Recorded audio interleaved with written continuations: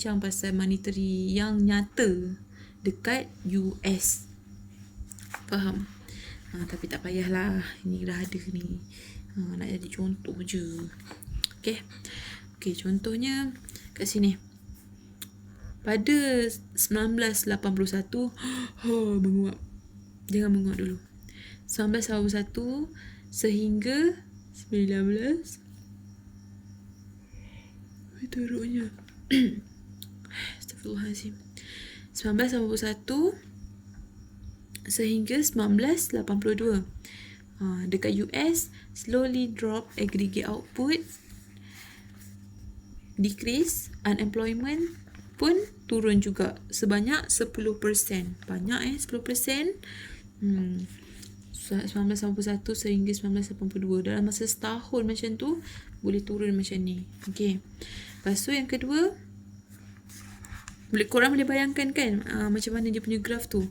Mula-mula turun. Sebab ni kan turun. Years ni macam mana? Years tu dekat sini. Bawah ni. Years. Turun. Korang boleh bayangkan lah. Nanti korang bayangkan graf ni macam mana. Okay. Tak perlu buat exercise pun. Just nak explain je.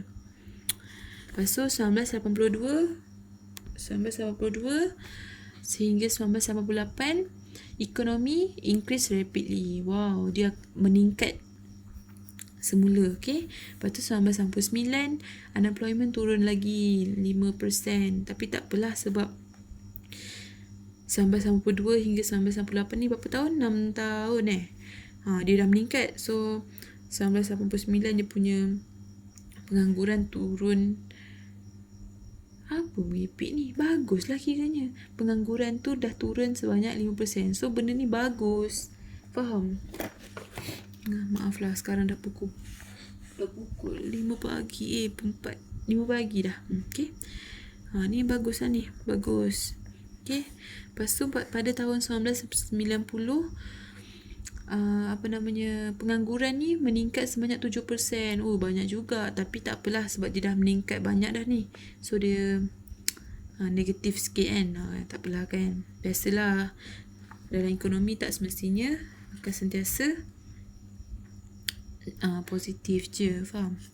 Lepas tu yang kelima 1991 ni, tahun 1991. Okay, kat US ni subsequent recovery, dia recovery balik, naik balik. Unemployment pun turun sebanyak 4%. Baguslah, peningkatan yang bagus. Lepas tu 2001 pada bulan March,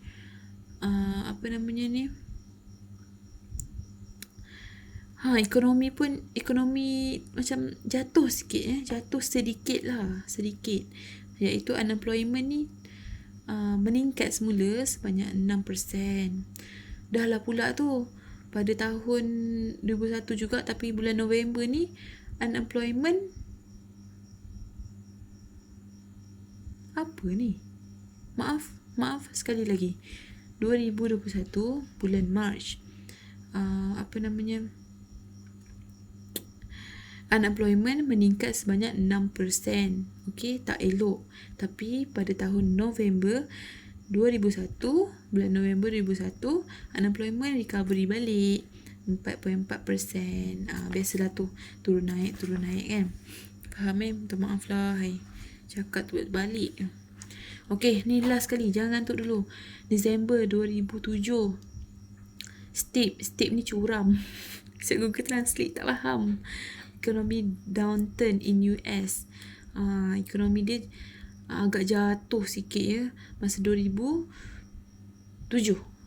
Bukan sikit banyak. 10% dia punya pengangguran dia meningkat. Lepas tu before slowly to recover in June 2009. So kesimpulannya masa Disember 2007 ni dia masalah dia berlaku balik lah. Unemployment ni naik balik 10%. Macam tu. Ada lagi tak nak explain? Okay, tinggal ni je. Pada tahun 2007, untuk pengetahuan am, setiap negara dekat dalam dunia ni ada recession, global recession. terlibat semua negara dekat dalam dunia ni. Ni dekat dalam buku teks saya cakap lah. Saya pun baru tahu. Lepas tu ada pula soalan, kenapa kenapa not affected by 1997 sehingga 1988 krisis? Sebab adanya Asian financial crisis. Apa namanya? Sebenarnya kan saya tak faham lah yang ni. Saya cuma salin je. Dia kata macam ni, apa kebarangkalian soalan yang akan ditanya, macam tu lah. Ni soalan dia. Salin je lah kan. Manalah tahu ada macam multiple choice ke nanti. Nanti agak-agak sama dengan jawapan macam ni. Kita bulatkan je lah ya. Saya pun tak faham nak explain. Takut sesat pula. Nanti minta lah nota ni saya snap. InsyaAllah kalau betul soalan macam ni, kita jawab lah. Okay, lepas tu kalau soalan ni dia tanya kenapa ekonomi ni ada jatuh bangun, up and down. Sebab jawapan dia money, duit memainkan peranan yang penting dekat dalam business cycle. Up and down total aggregate money, total aggregate economy. Maksudnya duit ni kalau banyak dia akan jadi banyaklah bisnes yang nak buat, banyaklah good and services provided, banyaklah segala total tu. Lepas tu business cycle ni pula akan mengakibatkan, memberi kesan kepada agent in eco. Contoh money ni negatif, so business cycle negatif. Bila business cycle negatif, dia akan mengakibatkan all agent in eco. All agent ni korang tak payah pening. Dia adalah macam household, consumer, firm, investor, government, foreign sector, macam tu. Faham? Sebenarnya dia nak cakap yang duit ni penting. Itu je. Bila tak ada duit, tak dapatlah nak jalankan business cycle dengan baik. Bila tak ada business cycle dengan baik, efek lah household, consumer, firm ni semua ni. Lepas tu apa akan jadi kalau output dia tak nampak yang korang lah, sian. Output ni meningkat, apa akan jadi? So kita akan senang find a good job. Sebab apa? Sebab bila output banyak, company tu ataupun corporation tu akan buat banyak production and banyak supply. Bila banyak supply, company tu akan memerlukan ramai pekerja. Bila memerlukan ramai pekerja, dari situlah kita boleh fikir logik macam kuranglah unemployment rate tu. Lepas tu kuranglah sikit imported goods, sebab kita boleh keluarkan sendiri barang kita untuk rakyat kita. Lepas tu apa jadi kalau output rendah, decrease? Kita akan susah dapat kerja lah. Kita ni point kita kat sini kita terbalikkan. Macam tu je. Contohnya pandemik COVID-19 ni, ramai orang kehilangan pekerjaan, tapi ada juga yang yang macam bijak nak survive tu, dapatlah survive, business online sebenarnya. Tapi akan efek juga, serius akan efek. Nak tak nak efek lah, serius efek. Walaupun tak efek dekat businessman, dia akan efek juga dekat government. Sebab benda ni kan government banyak tolong kita, banyak tolong bagi bantuan semua. So tax pun dikurangkan, apa semua tu kan. Jadinya government untuk fund government pun dah kurang. So nak memang tak boleh lari. Akan terkesan juga dekat mana-mana pihak. So conclusionnya, money supply is driving force behind the business cycle fluctuation. Apapun money ni sangat penting. Okay. Ni last. Okay, buka muka surat 8.